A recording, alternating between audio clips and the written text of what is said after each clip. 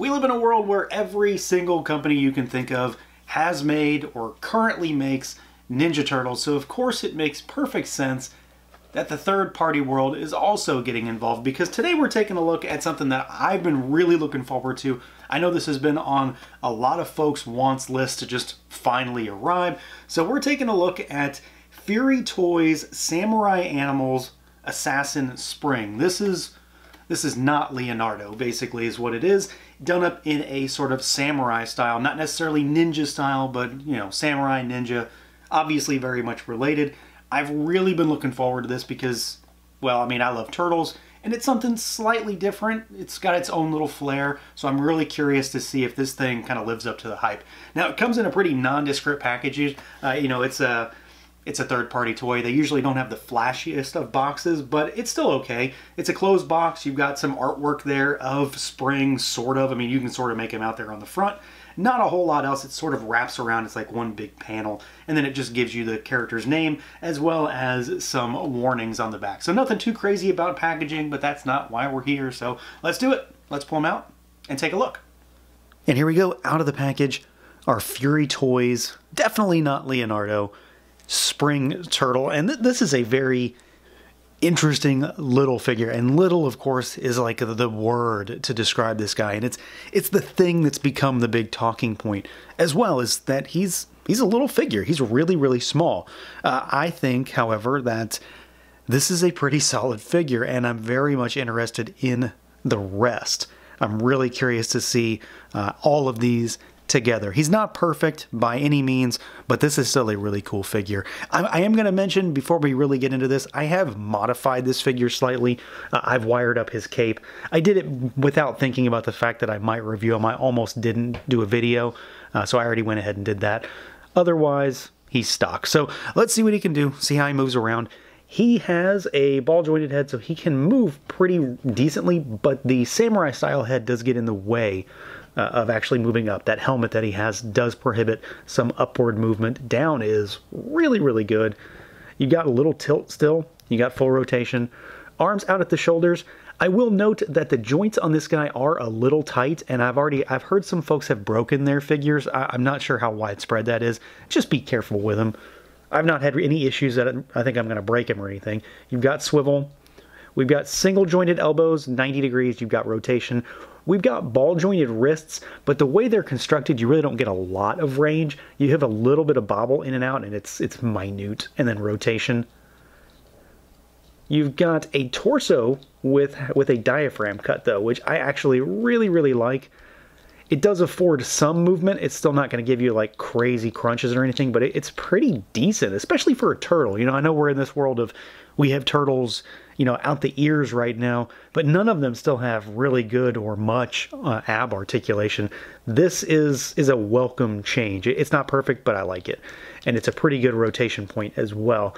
The one area where I think everybody's going to have issues with this guy is the legs, because there's a lot of poses I want to do with this figure that you kind of can't, because he doesn't have thigh cuts.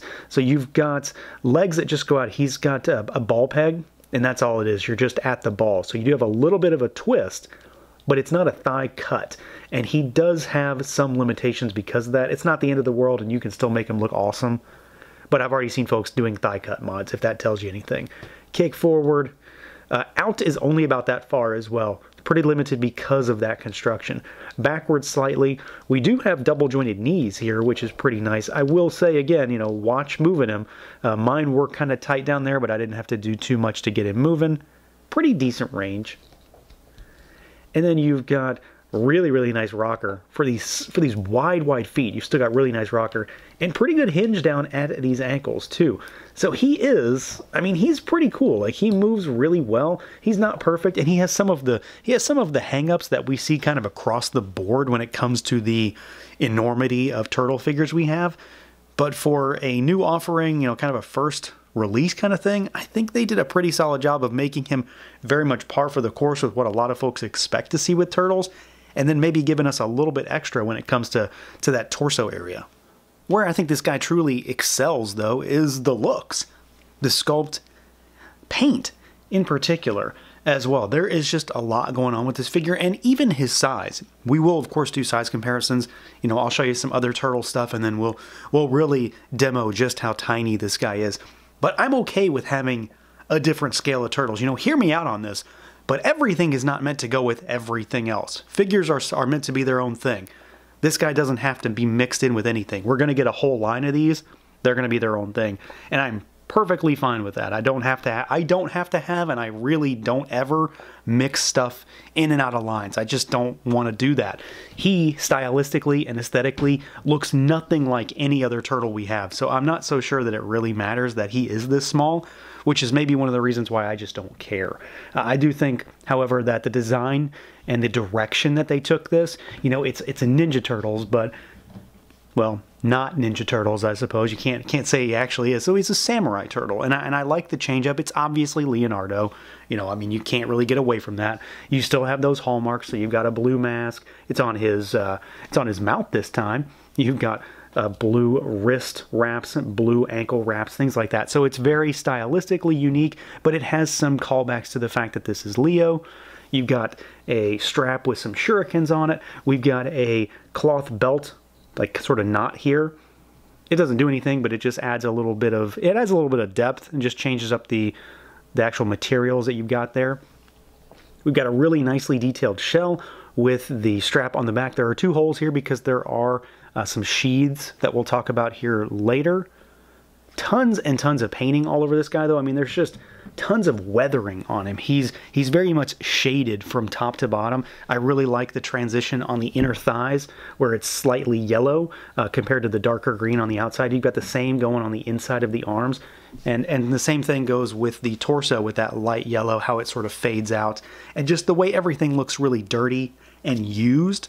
He definitely looks like he's been in battle, so I like the worn and like wear and tear nature of this guy. Now, he does have soft goods, and I kind of mentioned that I've wired him up. That's probably the one thing I wish they had done differently as far as the aesthetics go, is that I wish this came stock with a wire. I mean, obviously, I easily did it. If I can do it, pretty much anybody can do it. You do have to seal the ends shut to give you sort of a channel there, but otherwise they just sort of sit. And even without the wire, they honestly look pretty good. So you don't necessarily need to do it. I'm not advocating one way or the other. It's just my preference at this point that anything cloth needs a wire running through it. So I went ahead and did that. But I think it looks great the way it sits around his neck. So it's, you know, like a billowing scarf as it goes back. And, you know, you can have him in an action pose, and it can be trailing backwards if you've got a wire in there like I do. And then, of course, he's topped off with a really, really cool noggin here.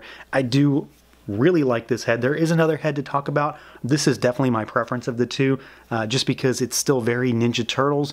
It's, you know, the mask is on the mouth instead of the eyes, but you can really tell what they're going for here. And then this sort of samurai shogunate style helmet just looks great. There's a ton of weathering all over it too. It's got all this wear and tear on the top, lots of little intricate paint detail up here, and then that crest is just cool. It's unique, it's different. It's turtles, but it's not the same turtles that we've gotten 15 different times. So I'm really happy to see this little bit of a dirty, more grittier samurai interpretation. Now for our size comparisons, we're going to start with other Leos. Well, this is not Leo, but the others are Leos. So we've got our Super 7 on the left, NECA on the right, and you can see they just tower over them. I mean, they're obviously different sculpts, different styles, different ideas, different designs, the whole 9 yards. They're entirely different. This one really, really hammers home, I think, just how short he is. But for a really good way to sort of demo it, I think the best idea is to go with a vintage figure, actually, because this really sort of hammers it home that this is a super tiny figure, because, of course, the Playmates figures are all squatting. This figure is fully upright, and he's only just as tall as our vintage samurai Leo here. So this is, by all accounts, a super, super tiny, tiny figure, which, again, he doesn't have to scale with anything. They're making their own toy, and I'm perfectly fine with this. I think it's a cool idea to have a Leo in a different style and a different design, the whole 9 yards. Here's a Marvel Legends figure, so there's US Agent. And then for something a little bit bigger, here is a Mythic Legion.